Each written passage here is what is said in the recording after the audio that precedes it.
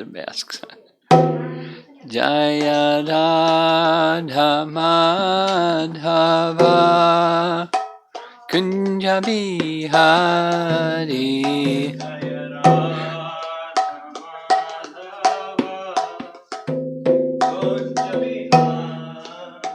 Jaya Radha Madhava Kunja Bihari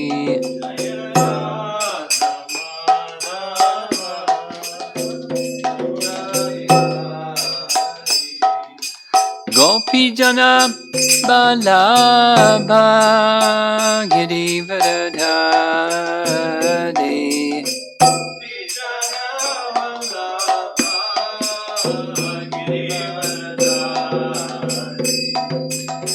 Gopi Jana Balabha Girivardhari Gopi Jana Balabha Girivardhari Jasodanandana Brajajana Ranjana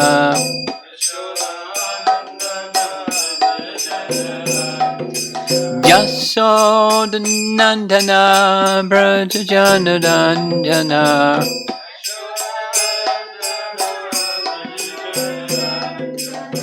Jamuna Tira Vanachari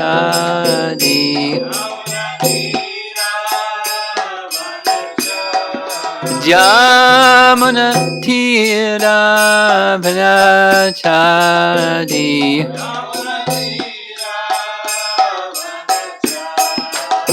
Jaya Radha Madhava Kunja Bihari Madhava Kunja Bihari Jaya Radha Madhava Kunja Bihari Madhava Kunja Bihari Gopi Jana Balabha Girivardhari Gopi Jana Balabha Girivardhari Gopi Jana Balabha Girivardhari Gopi Jana Balabha Girivardhari Jasodanandana Brajajana Ranjana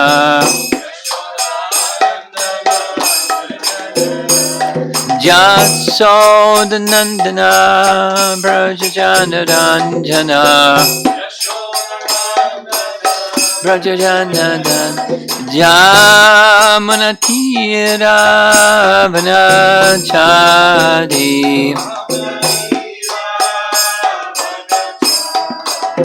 Jamuna Tira Vanachari Jaya Radha Madhava Kunja Bihari Madhava Kunja Bihari Jaya Radha Madhava Kunja Bihari Madhava Kunja Bihari Jayom Vishnupad Paramahamsa Parivijagacharya Astatarasatasi Srimad His Divine Grace Sri Bhaktivedanta Swami Srila Prabhupada Ki Gaur Bhaktavinda Ki Jai.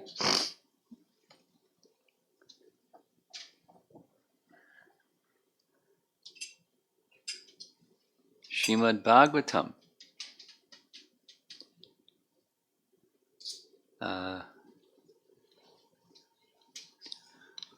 One of the sections that we covered in the evening and completed was the Brahma Vimohan Leela.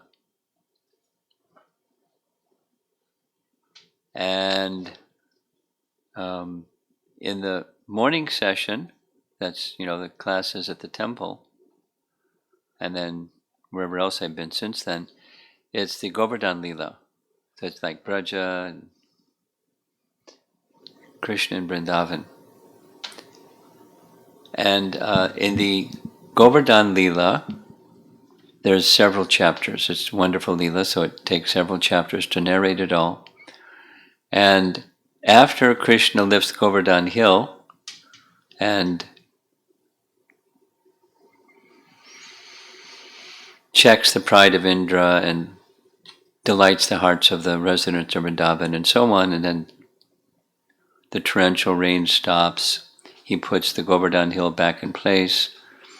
Indra comes to offer his prayers. Surabhi offers her prayers. Everyone goes back to their designations or destinations. Then there's a whole chapter called Wonderful Kṛṣṇa. And it's the chapter is the secondary rasa of astonishment. Rasa is 5 principal and 7 secondary rasas. One of them is astonishment. It goes by different names. But the residents of Vrindavan their primary rasa is being overwhelmed or eclipsed by the secondary rasa of, who is he? We just saw him do Mission Impossible and we all saw it, and how did this happen? So they start recounting the wonderful activities of Krishna, how he did this and did that and did the other thing. So who is he? He's not an ordinary person. Is he this or is he that? So they turn to Nanda. We have all trust and regard in you, and who is your son anyway? And he speaks of his son in a plural sense, that he's all your son. And here's what Gargamuni said when he did the name-giving ceremony. And so there's 8 verses that are spoken for a second time in chapter 26 of Canto 10 that refer to the same 8 verses that are spoken in chapter 8, the Namakarana ceremony, where Gargamuni says what he says. 8 verses describing Krishna. And they can be, the verses are truthful, but not disrupting the sensibilities of the residents of Braja, because Gargamuni knows they don't see him as the personality of Godhead. Their affection for him is too great. So he doesn't say that. He says things that could be interpreted in many ways. One of them says he's endowed with powers like that of Narayan. And he will protect the citizens of Braja by those powers. And he says a number of things. So Nanda's take, as he's describing this in chapter 26, is he's my son, you have affection for him like your son, and that's who he is. And he's got some powers that Narayan has chosen to invest in him, and we're happy. He's such a wonderful son. Like that. So I thought it'd be nice to go back to another situation where I've been using this terminology. Sometimes Krishna draws back the curtain and he shows his opulence, his divinity, and then he closes the curtain. And then everybody forgets what they saw. They go on with like it never happened. But he's connecting with them because they're curious, and so he satisfies their curiosity, and then it's just his potencies moving according to his will. So a similar thing happens in the chapter 8 of Canto 10, which is Mother Yasoda looking inside the mouth of Krishna and seeing the universe. And she can't believe it. So that's the section that we're discussing. So it comes right after this. Just this evening, we discussed two verses, 10, 8, 20, and 21. And Garga Muni has just completed this name-giving procedure with his 8 verses. And that Leela is closed and another one is about to open. So, Canto 10, Chapter 8, Text 20, Shukadeva Goswami continued.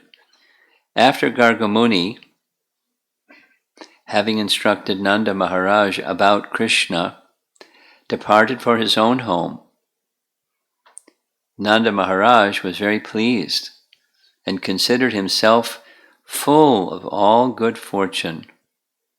Purport. Now this is Prabhupada's purport. Kṛṣṇa is the super soul and Nanda Maharaj is the individual soul. By the instructions of Garga Muni, both of them were blessed. And here's how, we'll hear how. Nanda Maharaj was thinking of Kṛṣṇa's safety from the hands of demons like Putana and Shakatasura, and because he possessed such a son, he thought of himself as most fortunate. And it's explained further. Vishwanath Chakravarti Thakur writes, he who attracted the life of Putana and Shakatasura, that's Kṛṣṇa, attracted the mind of the highly qualified Garga. Withdrawing his mind from Kṛṣṇa and directing it back to himself, Garga returned home. Jiva Goswami writes, because of fear, that's fear of Kamsa, in this name-giving ceremony, they were very afraid Kamsa might do something. So it was held in a cowshed, and because of fear, special ceremonies were not carried out. Then, after Garga had departed, Nanda, in great joy, called his local priests, this is back in Braja, and celebrated the name visibly with a grand festival. Sanatana Goswami writes, Garga had showed that Kṛṣṇa was Guru of the universe as Paramatma. Now he didn't say that, but it's implied within what he wrote, what he spoke. The word Cha indicates Balaram also. Adishya also indicates that as a teacher, he instructed them how to wear tilak, etc., the boys. Nanda shows joy after Garga went home. It would be improper to show his pride in his son in front of Garga. Question, was it not proper to show pride, since Nanda was the best of devotees? And the commentary says, yes, he was overjoyed. And another comment, Jiva Goswami says, in front of Nanda, Garga did not want to show reverence for the child. He is cautious about respecting their mood of love. He didn't want to disturb that. Well, he also had to be truthful. He's a Brahmana. So he's saying he's the Supreme Soul, but he's not saying he's the Supreme Soul. He's saying in very cultured and refined and careful presented language. Next is text 21. After a short time passed, both brothers, Rama and Kṛṣṇa, began to crawl on the ground of Vraja with the strength of their hands and knees, and thus enjoyed their childhood play. Prabhupada's commentary, one Brahmana says, gives the Sanskrit, quote, let others, fearing material existence, worship the Vedas, the Vedic supplementary Puranas, and the Mahabharata, but I shall worship Nanda Maharaj, in whose courtyard the Supreme Brahman is crawling. Unquote.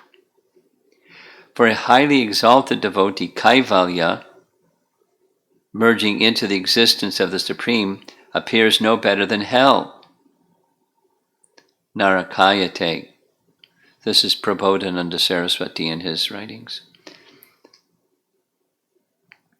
But here, one can simply think of the crawling of Kṛṣṇa and Balaram in the courtyard of Nanda Maharaj and always merge in transcendental happiness.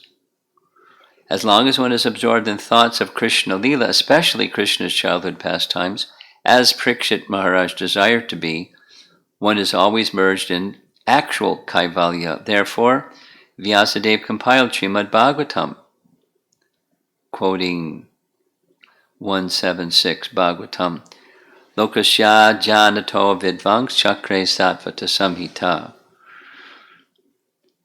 It's a celebrated verse, this particular verse. It's in the preface of every volume of Srila Prabhupada's Bhagavatams.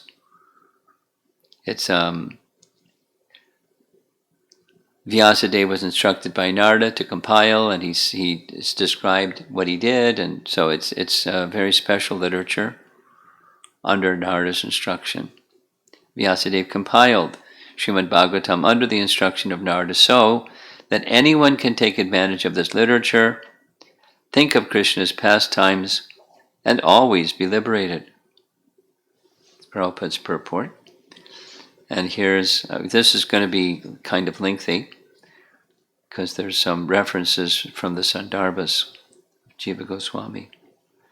So here's, Vishwanath writes very briefly, Krishna's pastimes mixed with Aishvarya, such as killing Putana, and the unmixed sweet pastimes, Shuddha Madhurya Lila, are both presented.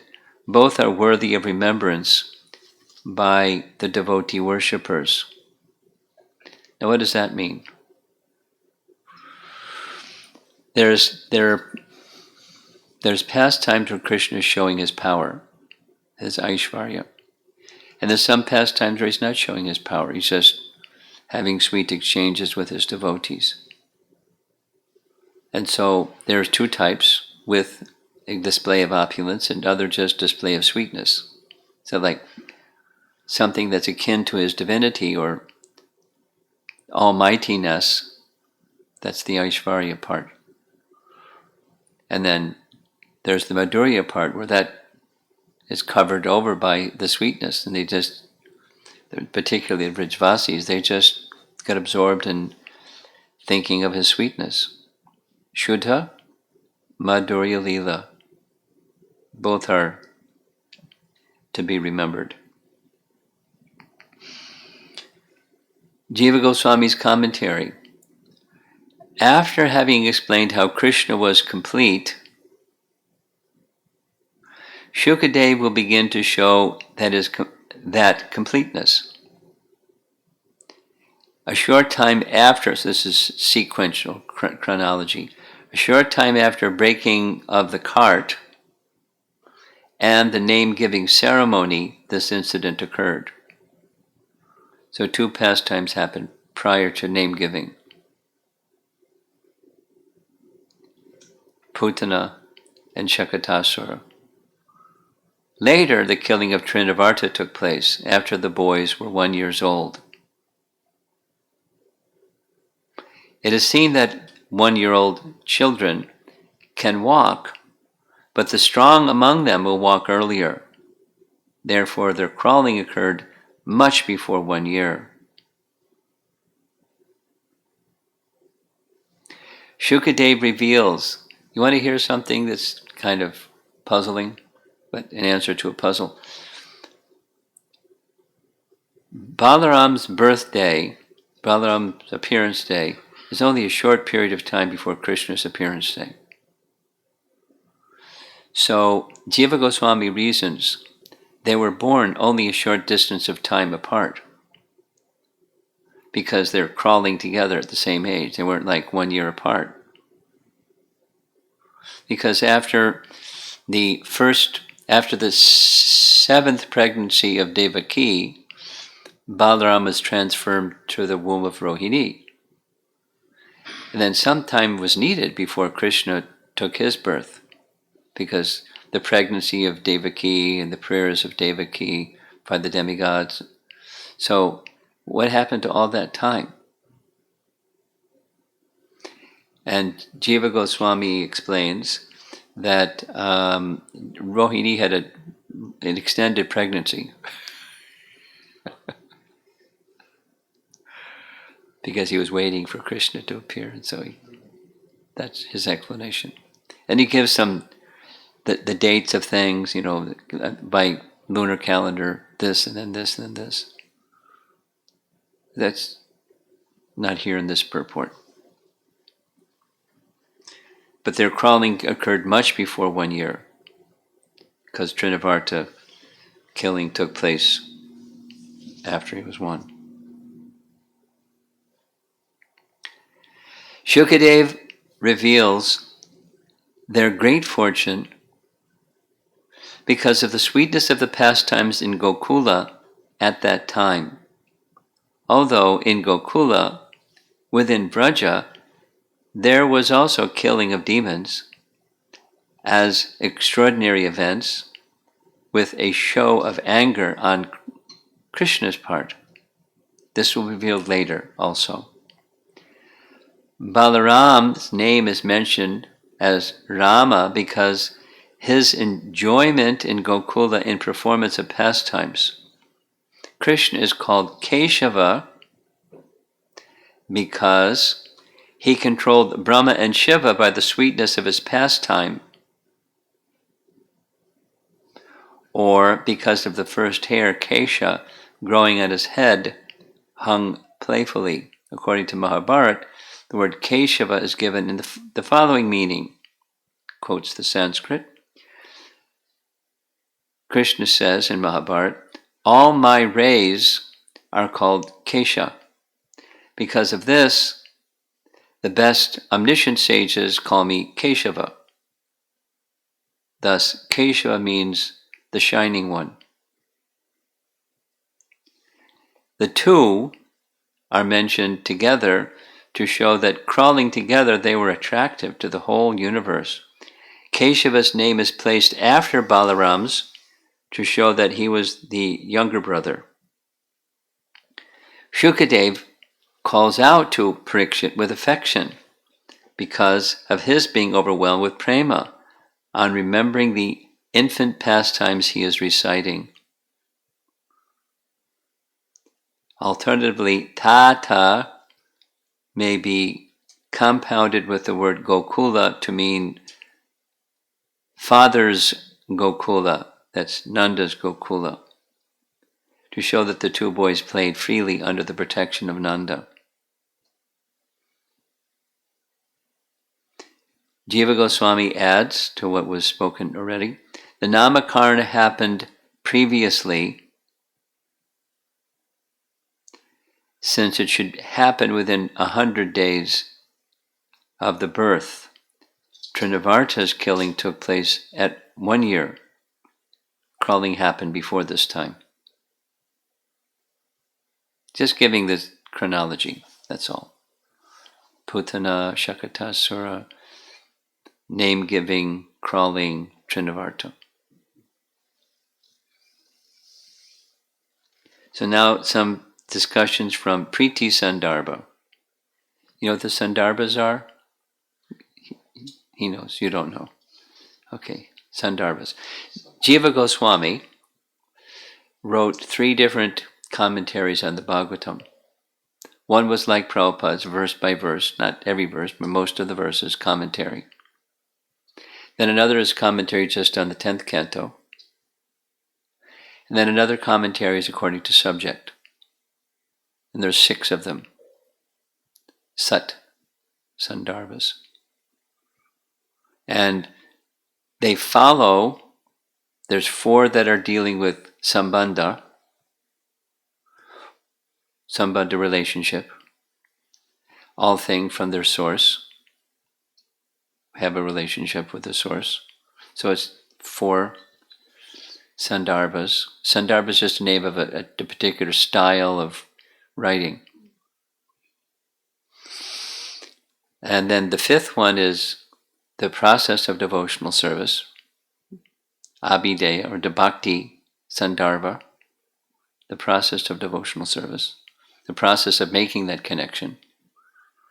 And then the final is the fruit of that acting in one's relationship, is Priti Sandarbha, or Prema. We're commonly, in ISKCON we say Prema. Jiva Goswami liked the word Priti, used interchangeably. So the fruit of devotional service is the final of the Sandarbhas. And these are this pastime with the crawling of Krishna, etc., and the delighting the hearts of the elder gopas and gopis, is a topic that he writes about. So in the first reference is, in his childhood, Lord Krishna was very forceful and arrogant when he stopped the Indra Yagya. Still, his actions delighted his parents and superiors. Lord Krishna's handsomeness and auspicious features gradually increased until they reached the apex of his full-born youth, Purna Kaishora. The growing up of Lord Krishna is described in these words of Srimad Bhagavatam. That's the section that we're reading right now, 21 through 26. So as he's growing up, it's just covered, like not in detail, but some of the impressions of his youthfulness and the affection that was created. Then next it's a separate section from Priti Sandarbha, and it's long. The gopis in Vatsalya, that's the elder gopis, mentioned in this verse are women the age of Yashoda, or relatives and aunts. At other times, Krishna's qualities, which act as stimulations or udipans, are his modesty, shyness, sweet speech, innocence, and generosity. Here's some illustrations. Mahabharata. This is when Krishna goes to Kṛṣṇa for the solar eclipse. Canto 10, chapter 82.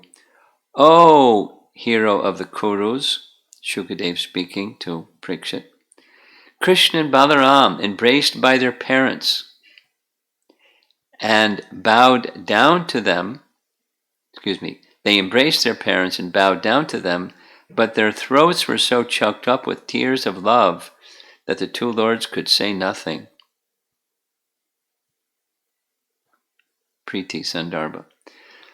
Though the elders thought of Krishna as an infant, when he showed boldness at the sacrifice for Indra, he gave the elders happiness. The beauty of his limbs and age and his endowment of all wonderful qualities increased until full Kaishora. This beauty is always present in him. An example of his beauty is given in the verse that we just read.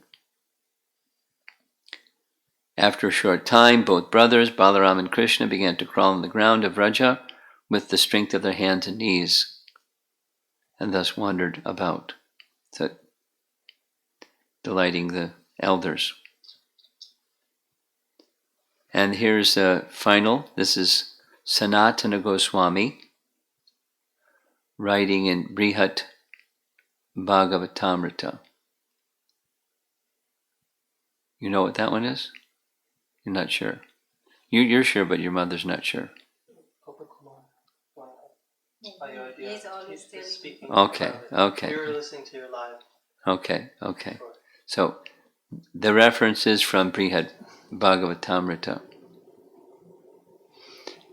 Srimad Bhagavatam 10:8, 21 through 45. That's the section that we'll be reading. We started 21, 22, and 20, 21. Srimad Bhagavatam describes some of the wonderful pranks the infant Krishna shared with Nanda and Yashoda by his special mercy. Were it not for this unprecedented mercy, Mother Yashoda would be on the same level of as Devaki, who also fed Krishna with her breast milk. So like we know in Queen Kunti's prayers, Kunti was marveling at the love of Mother Jashoda. Although she is like Mother, but Mother Yashoda is out of sight. She can't understand the love of Mother Jashoda. So the statement here by Sanatana Goswami is, without this special mercy with Mother Yashoda, how would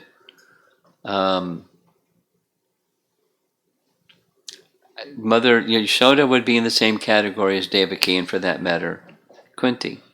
So there's something special. What's that something special? These verses that we're reading show that something special. Later in the 10th canto, 1085-55, while narrating how Krishna recovered his dead elder brothers, Devaki wanted her 6 sons to be returned because she heard these miracle things that Krishna did. So Krishna retrieved them. Sukadeva Goswami says, by drinking Devaki's nectarian milk, the remnants of what Krishna himself had drunk, the 6 sons touched the transcendental body of the Lord Narayana, and the contact awakened them to their original identities. That is, they had gone on to some other destination, they forgot Devaki, and by the touch of Narayana, Krishna, they remembered their previous existence as sons of Devaki. So, Sanatana Goswami says, this verse, chapter 85, canto 10, confirms that Krishna once drank from Devaki's breast. Right after Krishna's birth in Kamsa's prison, Devaki begged forearmed Krishna to become an ordinary baby, and at that time he must have sat on her lap for a few minutes and drunk milk from her breast. Later, too, when Brahma stole Krishna's calves and friends, Krishna took on their forms and drank their milk, the milk of all their mothers. You know that pastime, right? Your mother's not sure about it. I'll say. You know that Brahma stole the calves and cowherd boys. But calves means not the cows, but calves, because he was really young. So really young, like 3 years old, 4 years old when this pastime took place. So these little boys, they were still taking milk from their mothers. Anyway, that's what is indicated here. So for 1 year, Krishna had manifested himself as likenesses of the cowherd boys and the calves. So the calves would take the milk from the cows. The bulls found affection for the calf like they had for Krishna. The cows had affection for their calves like they had for Krishna. And the mothers had affection for Krishna like their sons. So Krishna took their milk.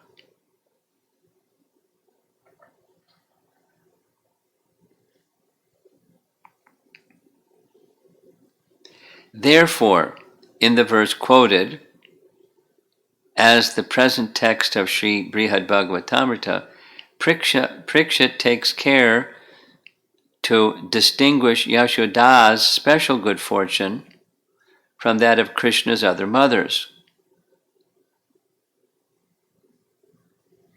Prakshit here calls Krishna by the name Hari. New paragraph. Indicating that by the motherly love Krishna kindled in Yashoda through his childhood leelas, he constantly stole her mind, Hari. And by speaking of her as Mahabhaga, Prakshit implies that she is even more fortunate than Nanda Maharaj. That comes out in Kunti's prayers also. It is common knowledge that children are more strongly bound by affection to their mothers than to their fathers. This general truth applies to Krishna also, as shown in the 10th canto by the descriptions of Krishna's infant behavior, especially in the pastime of his being tied up with rope. We will hear some of these descriptions in the verses recited next by King Parikshit. This is Brihad Bhagavatamrita. Paragraph. Although Vasudeva and Devaki worshipped Krishna with devotion for the duration of 4 yugas and underwent severe austerities to gain him as their son, they could not achieve a trace of the blessings Krishna showered upon Nanda and Yashoda. Vasudeva and Devaki could not directly enjoy Krishna's pastimes of crawling about and otherwise acting as an infant. Pastimes great poets, headed by Sri Brahma, praise and song. And that's it for our topics this evening. Just to back up, the Bhagavatam is composed in like sections, even within one chapter. So the previous section was the name giving, and we heard that although this was spoken in a private way, in a cowshed with Nanda, it became known fact by all the residents of Braja. That is to say, they would refer to it, different portions of what Gargamuni said. It became their way also of seeing when Krishna did something spectacular, how they processed it. Because Garga said Krishna would have powers like Narayana. And with these powers, he would protect the residents of Braja. And then,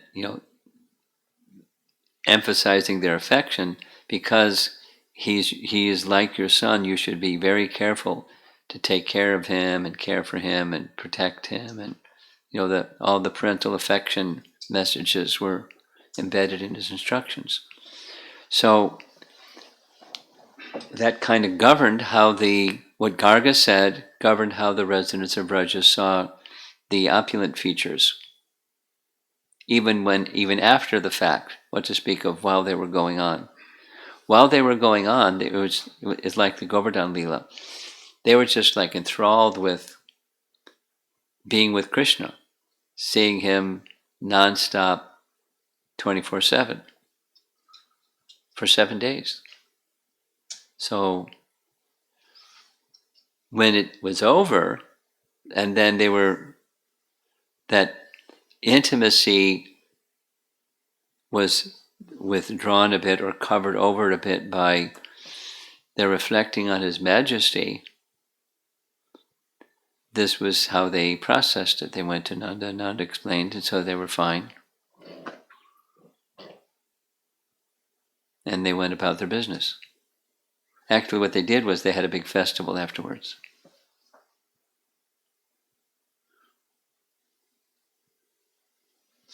A festival to honor Krishna and a festival to honor Nanda Maharaj with, prasadam and gift giving and praises.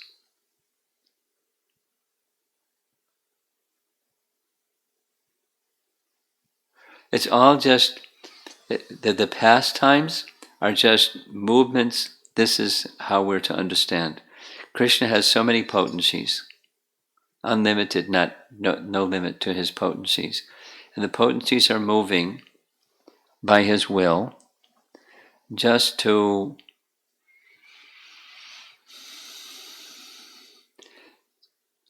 enhance the love, reciprocate with the love of his devotees. And most beloved of his devotees are the resident of Vrindavan, and so the whole thing has a grand crescendo.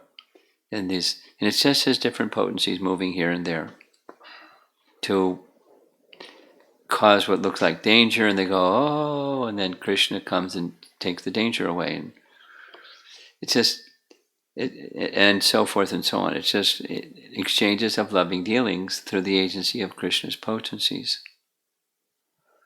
And we heard a rather lengthy I found it a little lengthy.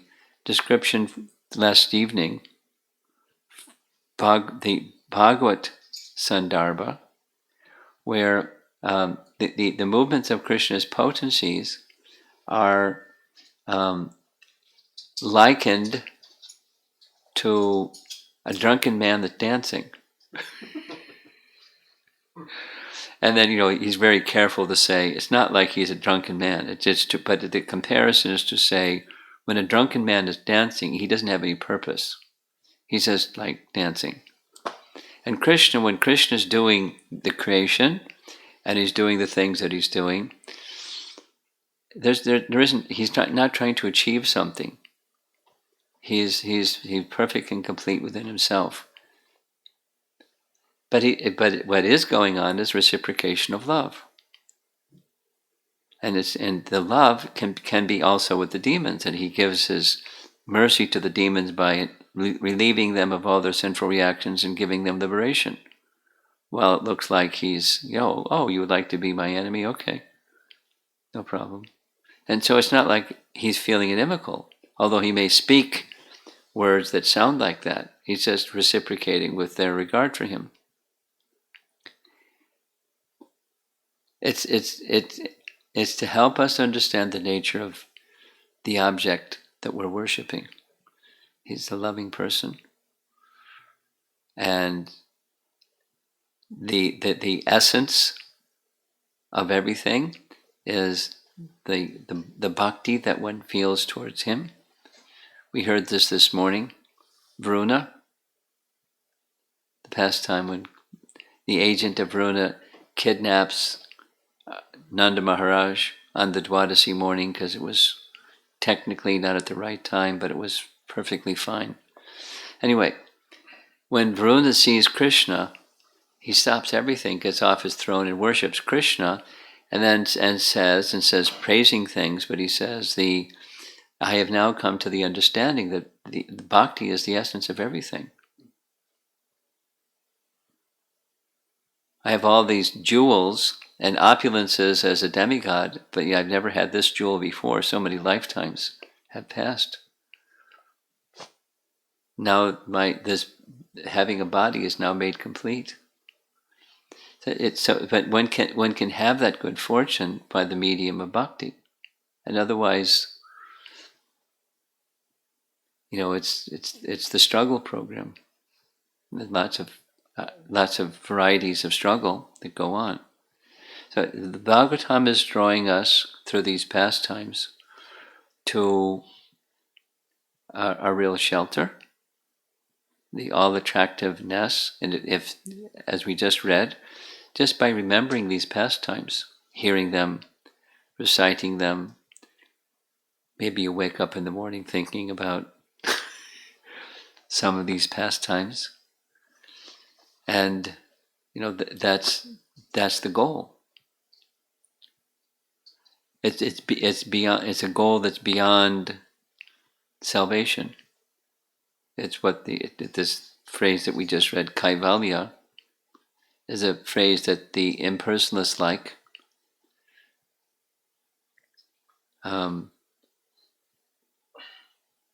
Kevala Advaita.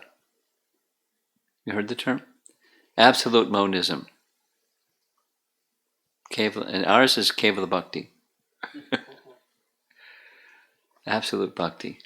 And so this is to stimulate Bhakti, and when that Bhakti is stimulated, particularly the pastimes of Krishna and Vrindavan, particularly even as mentioned here, his lovely childhood pastimes, which is this next section that we're reading, is celebrated by great devotees.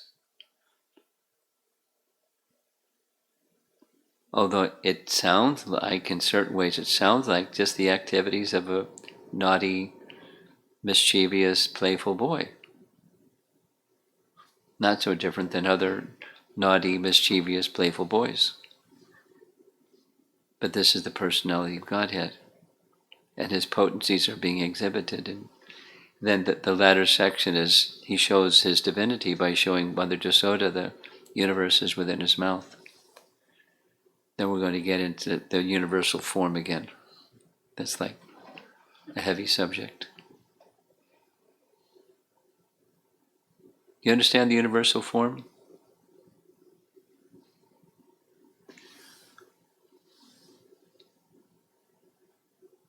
Somebody asked a question this morning. Who was it that asked the question? In the Bhagavatam, it gives the dimension of the universe. Is that the size of the universal form?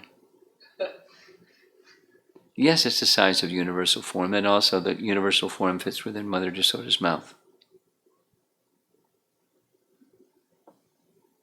Very flexible.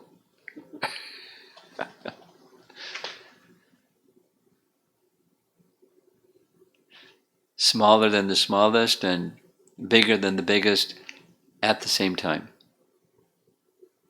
Not, expand and get really big and then get really small, but bigger than the biggest and smaller than the smallest at the same time. That's not possible. It's contradictory. Besides, it's not possible. But that's the nature of Kṛṣṇa. And most of all, not just he has these super fantastic potencies, but he's all loving. That's the most attractive. Okay, so let's see if there's some discussion. Now, yesterday evening was Nrsimha Chaturdasi, and the evening before we were at his home. Yeah. And your wife said a lot of people were on the line. 50-something? We had 80 people. 80. You know how many now? About 57. So isn't this nice? Just like very peaceful. You don't have to do a whole thing with prasadam and 57 invisible.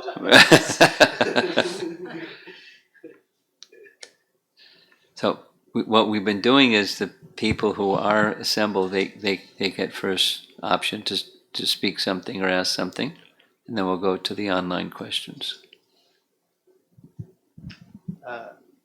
I was just looking at the calendar today, and it said it was the full moon. Yeah. And also under it, it said Radharaman Appearance Day, which is why I put a picture of him there. Ah. And I was wondering if you could just speak a little bit about him, because he's so cute. Well, speak a little bit about him. That's more challenging than speaking a lot about him. Sorry? Speaking a little bit is more challenging than speaking a lot. Right.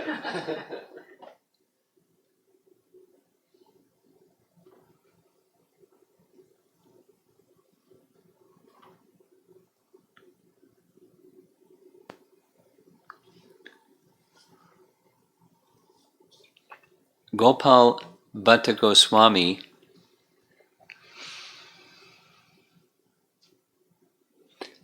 set the standard for deity worship in Vrindavan during his time, as he was most knowledgeable as the son of the chief priest of Sri Rangam. He knew A to Z about deity worship. And not only he knew A to Z, like procedures and rituals and mantras and everything, but obviously his love for deity worship was so pronounced that Radharaman became a self-manifesting deity. I haven't seen, but I have heard from devotees that have seen, that have a relationship with the pujaris there. They have shown the back side of Radharaman, and it's the Shila from which he came. It's the bulging Shila, and then he manifested from the Shila. So cool. Like popcorn. Huh? Like popcorn, correct? Yeah, I like popcorn. A little different, but like popcorn. So that he could worship with dressing and ornaments and so forth and so on. And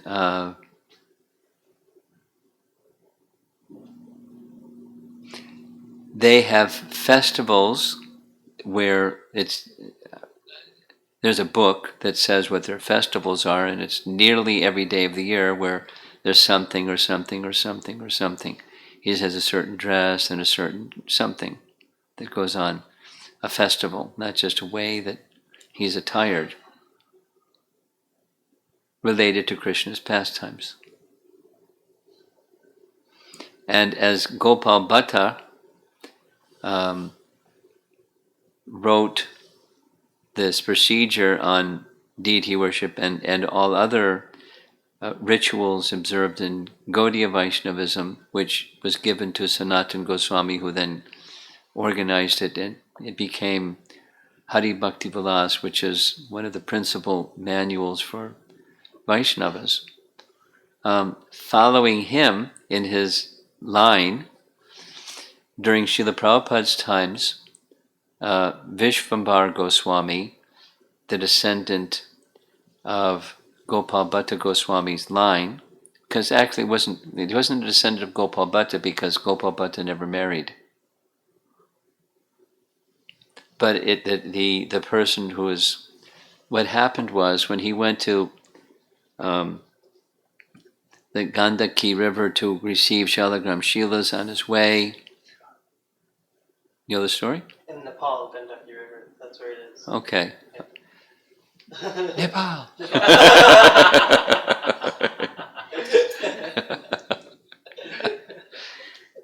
So he stopped one evening at a Brahmin's home, and who wanted to offer him a meal, and so they took their meal, and they were discussing topic of Kṛṣṇa all evening long, and then they travel the next morning. The Brahmin made a request. He said, "Could you bless me that I have a son? Because to date, no son. And if I do have a son, I will make the arrangement that my son will come and serve you." So many years later, so that benediction was given. So many years later, knock, knock. I'm the son of Brahmana so-and-so. And I forget the names. And my father said I should come and serve you. So it's that young Brahmin boy, who later became a Grihastha, that's now the Goswami line from Gopal Bhatta. But in that Goswami line from Gopal Bhatta, during Prabhupada's time, was Vishvambar Goswami, who had the same kind of regard for Srila Prabhupada as Gopal Bhatta had for Lord Chaitanya. That is to say, could you clarify who it was who began the descending? I don't remember his name, but it's the young boy who was the son of the Brahmin on his way to get the Shalagram Shilas. He spent the evening at his home. Please bless me that I may have a son. When that son was born, the firstborn son was sent. Oh, he asked Gopal Bhatta Goswami that. He asked for a benediction. Please bless me that I can have a son. Yeah, I see. And when the son was born, he kept his word. And that son became the... He came to Gopal Bhatta, knock, knock. I'm here to serve you. My father sent me. You remember me? Remember my father? You gave him this blessing that he would have a son. That's me. I'm here to serve you. My life and soul is to serve you. And his descendants. And his descendants became the Goswamis. We had that question, actually. We were wondering... Okay. We were wondering who the Goswamis were. Now you have the answer. So, and of course, then they had families, and it's got a big clan up there. So, Vishvambar had great affection for Prabhupada. Vishvambar Goswami is the one that arranged for Prabhupada's room at the Radha Damodar temple, because the Goswamis have relationships with each other. So the Goswami at that time at the Radha Damodar temple had a room, and Prabhupada was given the room. I mean, some lease agreement or something. And it was Vishvambar Goswami that oversaw the installation of Kṛṣṇa Balaram, because he was the most respected amongst all in the matters of deity worship, and he agreed, he was very happy, to oversee the installation of Kṛṣṇa Balaram, a 3-day festival. So,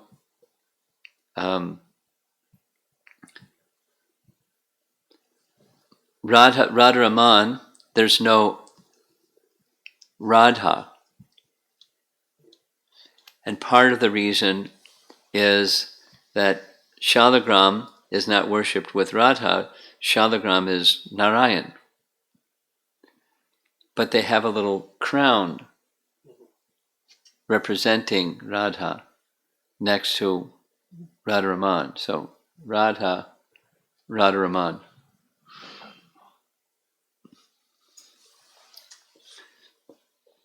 So they follow all the vidis. It's very interesting. They follow all the vidis that's strict for Shalagram Shila worship, and at the same time there's the sweetness aspect having to do with Krishna's pastimes that they honor in the way that they have their festivals throughout the year. And there's picture books that show different dresses and different ways that they observe the festivals. Sometimes they have him riding on an elephant. I mean, a brass elephant, not a real elephant, because he's very small. And the whole the pastime is enacted right there on that raised altar, and it's not a very big place. Pretty crowded when they have arti. But the pujaris are very warm and friendly. I mean, they have their thing about themselves being Goswamis, but they're also they're very approachable and very different than some other places in Vrindavan. And it's all in the line of Gopal Bhatta. Okay? Thank you. Thank you so much, Guru Maharaj. So I have one question, Guru Maharaj. I'm always bewildered about the liberation. About liberation. Yes. And so could you clarify me about it? And then after that is liberated jiva has to come back here or not? Okay. When the word liberation is used, commonly it refers to sayuja, merging. It doesn't have to, but commonly it does. Because there's 4 Vaishnava liberations that aren't merging. You're familiar with that? Sa Rupya, having a form like Narayan in Vaikuntha. Sa Lokya, residing in the same planet as Supreme Lord, having opulences like the Lord, having intimate association of the Lord. Those are Vaishnava liberations. However, commonly, when people use the word liberation, it implies the merging kind, becoming one with. So when one wants to become one with, they can't stay there. If they, it's very rare to achieve. And if they can achieve it, there's no shelter. It is the constitutional position of the jiva is service. There's no service because there's no object. It's oneness. And so after some time, they fall. Aruya Kṛṣṇa param padam tada, from the Bhagavatam language. Because they haven't taken shelter, they want happiness of service, but there's no service. So they come back.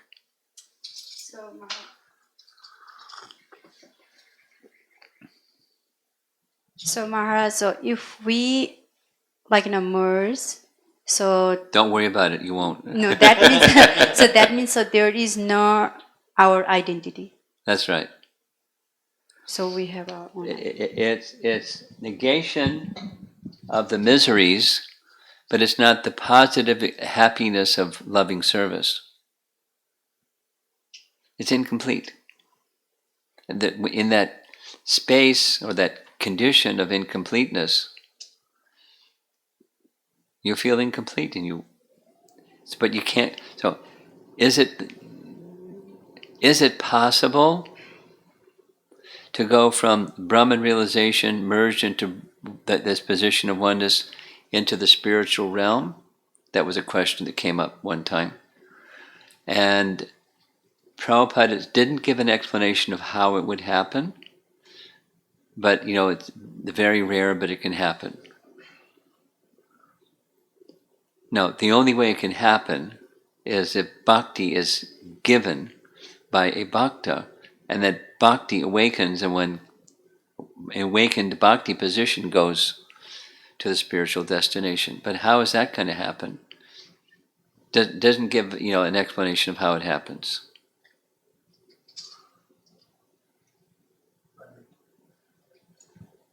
Is an example of that maybe like the four Kumaras? No. Because they weren't merged in Brahman. They had realization of the Brahman feature, but they weren't merged in Brahman. Okay? Because she's speaking of some, the merging with, yeah. Any questions online, or there's one? Okay. This is from Uttama Bhakta Prabhu. He asks, one who is engrossed in Krishna thoughts and names during the day will most likely have Krishna and his devotees dreams at night. Is that a fair conclusion? Well, it's in course of time, it's a fair conclusion. However, the mind is cluttered with so many other things, impressions, and sometimes those impressions are just through passage of time. That is to say, time moves matter, and when time moves matter, then impressions that are stored and not active but dormant, they're awakened. So it can happen, differently than how he said. So it's not in course of time, yes, but not so swiftly. Of course, one can be not so advanced and have dreams of Krishna or dreams of kirtan. I know devotees that are involved in kirtan a lot. They have kirtan dreams, where a certain melody is going on in their heads, because they're of kirtan absorption, and they're not yet fully purified. But yeah.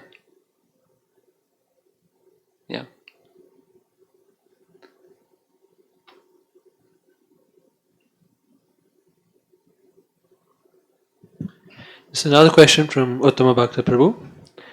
Many times people say, show me the universal form of the Lord.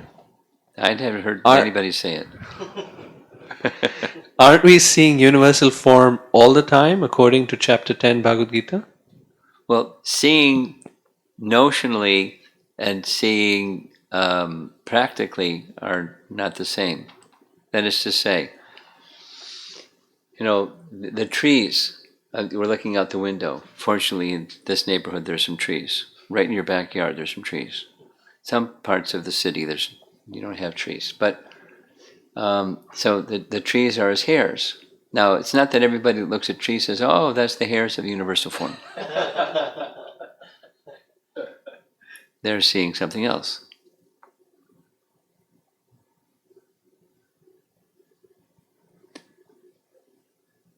Just like some people see the deity and they see brass or wood or stone. They don't see Krishna. So according to consciousness, one will see or not see. Pashyati na pashyati, in the Bhagavatam language. They see, but they don't see. Raj, I had a question. I thought you would.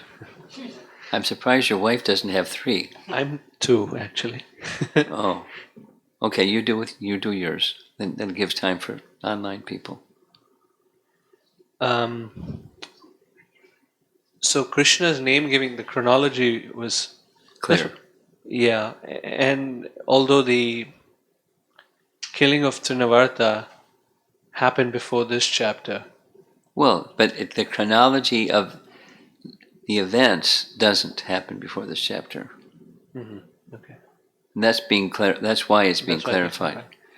So my question was, before the Nam Karana ceremony, before giving the name to Krishna to Krishna, how did they address him? How did they address Krishna and Balaram?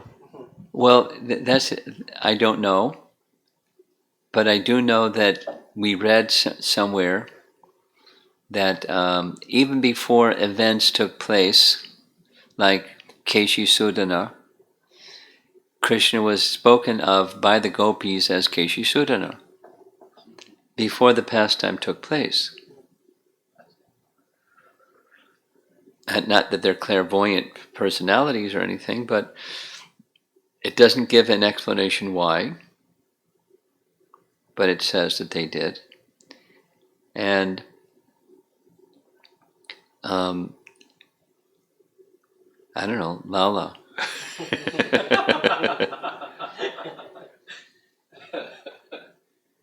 What about Kṛṣṇa?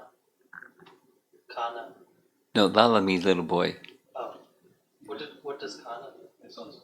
Same. Kanai. Oh, okay, Kana. Okay, I thought you said Kala. No. Kana. Yeah, Kana. Sure. Or Lala.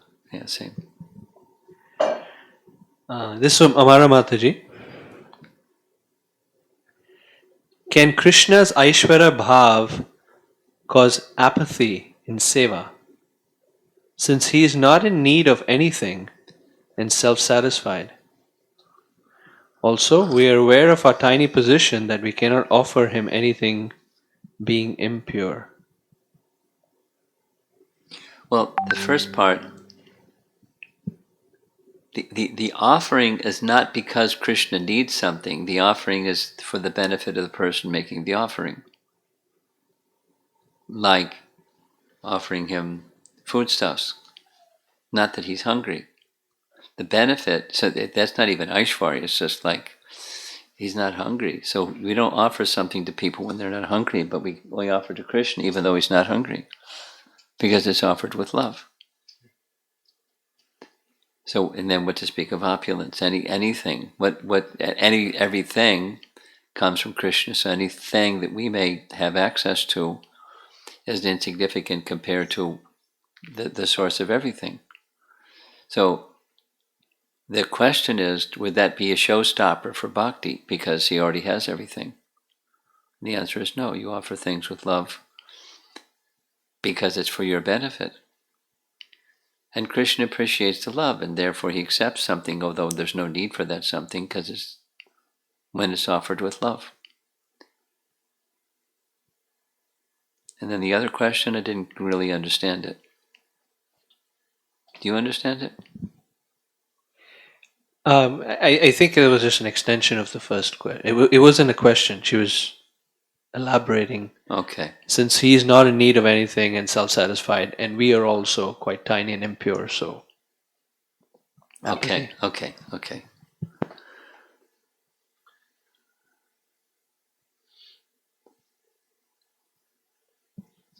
That's it. That's it. Okay. Anything else? Oh yeah, the one more question is that I forgot which from Bhagavad Gita. So is Krishna says, I am there and at the same time I'm not there. Yes. And we all were reading and we all got confused. I don't know what does that mean. So Well, he's everywhere by his super soul feature. He's everywhere by his potency, but his Bhagavan feature is in Goloka. He's present everywhere by his expansion as Paramatma within every atom. Like Prahlad says, where is this Vishnu? He's everywhere. So he's everywhere. But his presence as Paramatma everywhere is not Bhagavan in, not in Vaikuntha Loka. That feature of Vishnu is a kala, it's a portion of a plenary portion. That is to say, the fullness of Bhagavan is not found in Paramatma. Portion of a plenary. So, but we can say Krishna is in the heart of every living entity, because that's also true. Vishnu is an expansion of Krishna, thus Krishna. but not in all respects, but Krishna is within the heart. So Krishna is everywhere. But his Bhagavan feature is in the spiritual realm. It had nothing to do with this realm. Even for the purpose of maintaining the affairs of the universe, which is what Vishnu does.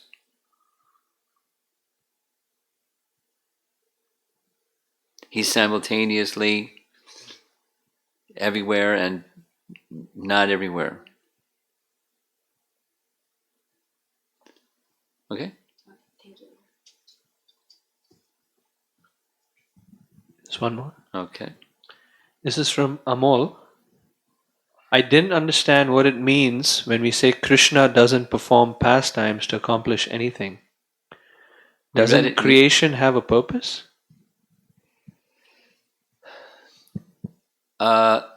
Yes. But when Krishna does it, it's not like he's trying to achieve something. That's the point. It's not like I have a need and so I do something. That's me. But Krishna does something not because he has a need. He's reciprocating with living entities. So some living entities are desiring, I want to enjoy. So he doesn't have a need. He's reciprocating with their regard for him. It's not his need. So there's a purpose. It's twofold. Provide the facility that they can try to enjoy, and bring them again to the proper position of their spiritual connection with him. Because to try to be enjoying separately, they have to forget him. So he provides that. It's not so. Yes, creation has a purpose, and what Krishna doing is it's not purpose driven. He's reciprocating with living entities. That's it. It's an important concept of Bhagavan, and this Bhagavat Sandarbha is teaching that, at least that section that we read yesterday evening, a long-winded section, and he goes over it backwards and forwards and sideways to make sure his points are clear, because somebody might misunderstand it. You can say his purpose is reciprocating with living entities, but that's not his purpose, it's their purpose. And he has potencies with which he does, because he's just very kind and loving. He doesn't want that for them. So Amol, I'll send you that section from Bhagavat Sandarbha, and you can read it again and again till you can understand it. And I'm supposed to send another section on he's Atmarama but not Atmirama. There's a lot of this, this is your question. Again, there's a lot of what I call Upanishadic double talk in the Vedas. He walks and he does not walk. He's inside everything, but he's not inside everything. He's outside everything. He's near, he's very far away as well. What's going on? Why create that kind of confusion?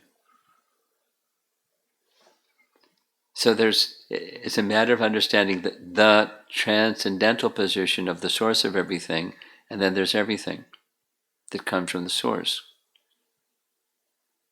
And there's a oneness and there's a difference. So he doesn't walk, but he walks. But his walking is a transcendental walking, not like our walking. He doesn't walk, but he walks. He's within everything. So back to this one. You read the purport. Prabhupada distills it down nicely. Then again, there's commentaries that explain it, for a different audience than modern people. But the detail is there. It's a very important concept. It's the foundation of Achinta Bheda Bheda Tattva. One and different from all things. And it has to do with the source of everything and everything that comes from the source. So there's a non-difference from everything that comes with the source. So in that sense, he's within everything. But he's the source. He's outside of everything. He's not everything. Otherwise, it's pantheism. The tree is God. The rug is God. You're God, I'm God, and everything's God. That's pantheism. Because everything is connected to him, so that there's non-difference relationship of all things with him, so everything is him. But there's a difference conception also.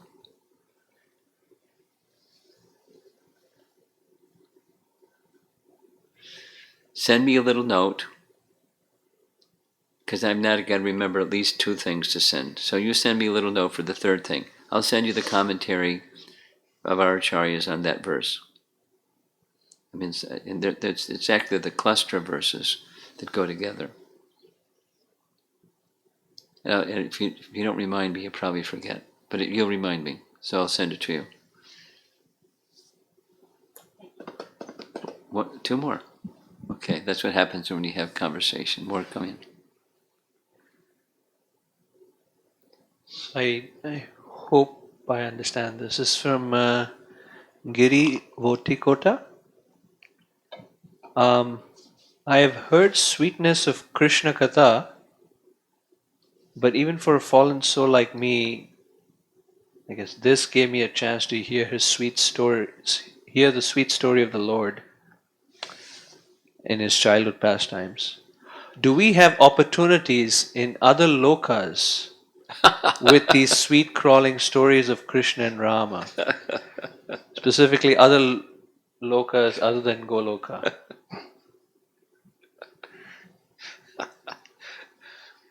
How many do you want?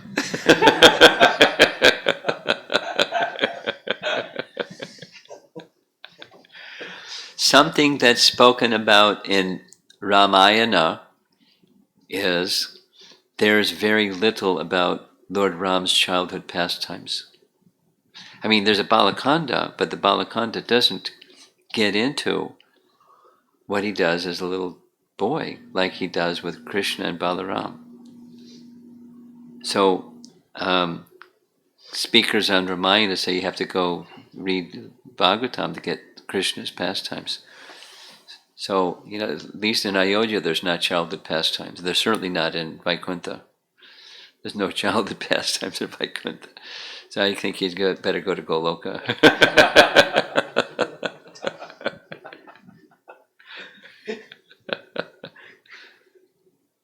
This is from Pooja Gupta. How to engage oneself in each and every task of our daily lives, keeping Krishna as the center. Sadhana Because Bhakti. as humans, we tend to focus on our daily things. Well, Sadhana Bhakti awakens remembrance of Krishna, specifically the mood of service to Krishna. And if you do your day-to-day activity, you cultivate the consciousness of doing this for Krishna, then you'll be thinking of Krishna. And if you practice chanting attentively, that consciousness of Krishna will stay with you. If you hear very attentively, that consciousness of Krishna will stay with you. Now, the difficulty is we're conditioned souls and we don't hear so attentively, and we're very forgetful, and we're task-oriented and problem-solving oriented, and so, it's really no problem at all to get distracted. But by cultivation, then it's actually natural. We're in a diseased condition, and we're not so familiar with the healthy condition. But the healthy condition is the natural condition. And the medicine is our hearing. So to the sadhana bhakti carefully, and gradually the healthy condition restores, and it becomes quite natural to do whatever you do in your daily activities for Krishna. It's natural. cultivation. That's it. Okay, we're done. Hari Hari. Prabhupada ki Jai.